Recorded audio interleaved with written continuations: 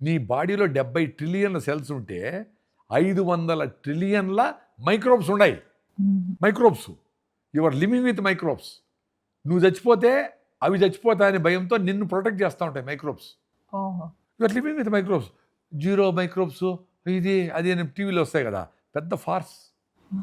నీ స్కిన్ మీద కూడా రకరకాల మైక్రోబ్స్ ఉండి ఎవడన్నా కరోనానో ఎవడన్నా పేషెంట్ తగ్గినా తుమ్మినా అది వచ్చి పడితే అవి కంట్రోల్ చేస్తూ ఉంటాయి. నీ నోట్లో మంచి మైక్రోబ్స్ ఉండి నువ్వు తిన్నప్పుడు తాగినప్పుడు ఏమన్నా గాల్లో వచ్చిన మైక్రోబ్స్ అవి కంట్రోల్ చేస్తూ ఉంటాయి. అవి మిస్ అయితే గొంతులోకి పోయి థ్రోట్ ఇన్ఫెక్షన్, అది మిస్ అయ్యి ఫైటింగ్లో ఓడిపోతే అప్పుడు లంగ్స్లోకి పోయి లంగ్ ఇన్ఫెక్షన్ వస్తుంది. ఓకే. సో నోరు హైజీనిక్గా ఉండాలంటే ఏంది, బ్రష్ చేసి పెట్టి తోవేసి లిస్టిన్లు డెటాల్ వేసేది కాదు.